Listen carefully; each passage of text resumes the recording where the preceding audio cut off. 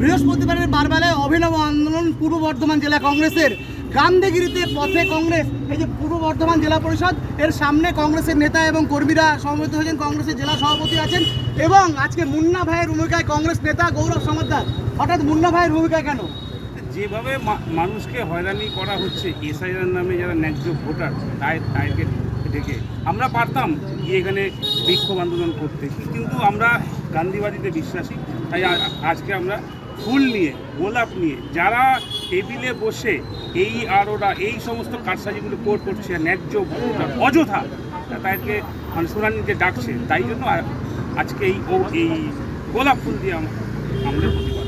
আমরা জেলা কংগ্রেস সভাপতিকে পেয়ে গেছি। আচ্ছা, এই যে আন্দোলন আপনাদের শাসক দল তো পথে রয়েছে, আপনাদের নামতে একটু দেরি হলো না? না, নাম তো দেরি কেন? আমরা তো সঠিক সময়, এখন তো শেষ হয়নি, এখন তো ফেব্রুয়ারি মাস পর্যন্ত আছে। তবে আমাদের সমস্ত বিষয়গুলোকে নিয়ে তাদের ভূমিকাটা সঠিকভাবে কতটা পিছিয়ে দিতে পারে, কতটা অ্যাগ্রেসিভ হতে পারে, সেই জিনিসটা সমস্ত মানুষকে বোঝানোর দরকার আছে। তারা বুঝুক, তারপরেই তো নামার উচিত। আজকে আপনাদের মুভমেন্টে গান্ধীজি আসছে শুনলাম।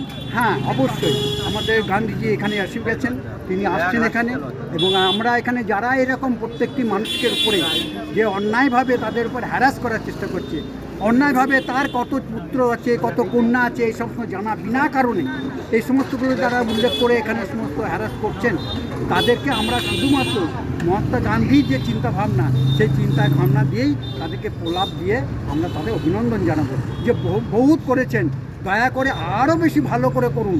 আপনাদের যে মানসিকতা, সেই মানসিকতা আর একটা জিনিসই হতে পারে যে মানুষের বিভেদ সৃষ্টি করার পক্ষে আপনারাই যথেষ্ট। তিনি গোলাপ ফুল নিয়ে এসেছেন এবং কংগ্রেস কর্মীরা এই গোলাপ ফুল তুলে দেবেন আধিকারিকদের হাতে। আচ্ছা, হঠাৎ এই গোলাপ ফুল নিয়ে এসেছেন কেন? এটা আমরা গান্ধীগিরি করে আমাদের এই প্রতিবাদটা জানানোর জন্য আমরা গোলাপ ফুল দিয়ে তাদেরকে দেব। গোলাপ ফুল দিয়ে কি বলবেন? গোলাপ ফুল দিয়ে তাদেরকে ক্রিটিসাইজ করব, তাদের কাজকে বা তাদের জন্য যে মানুষের হয়রানি হচ্ছে সেই জিনিসগুলো।